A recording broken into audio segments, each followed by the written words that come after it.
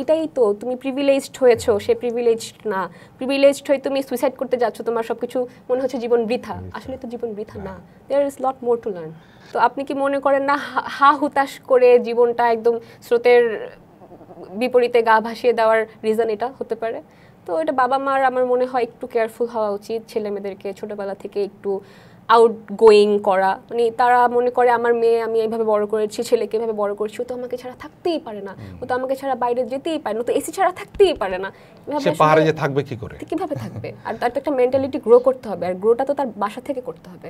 মানে একদম core level থেকে যদি ওই মেন্টালিটিটা গ্রো না করে, তাহলে আমার মনে হয় না একটা ছেলে বা একটা মেয়ে তার কমফোর্ট জোন থেকে বের হয়ে আউট একটা জোনে সে নিজেকে গড়ে তুলতে পারবে ওভাবে।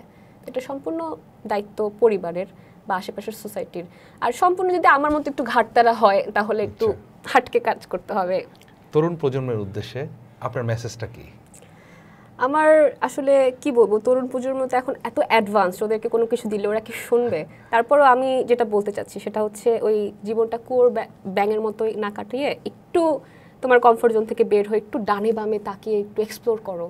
একটু কমফোর্ট জোন থেকে বের না হলে তুমি ওই জায়গাটা থেকে ঢুকতে পারবে না, নতুন কিছু অ্যাচিভ করতে পারবে না।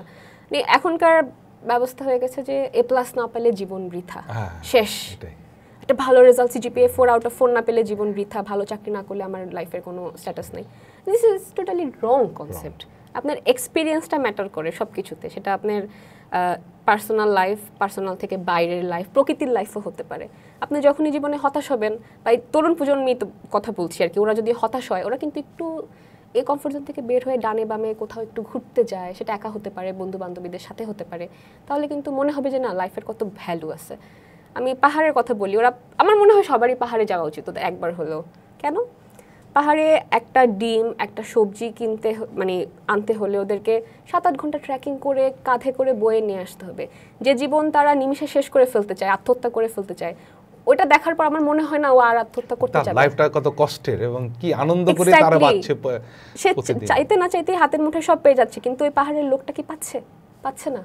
এটাই তো, তুমি প্রিভিলেজড হয়েছো, সে প্রিভিলেজড না। প্রিভিলেজড হয়ে তুমি সুইসাইড করতে যাচ্ছ, তোমার সবকিছু মনে হচ্ছে জীবন বৃথা। আসলে তো জীবন বৃথা না, there is lot more to learn.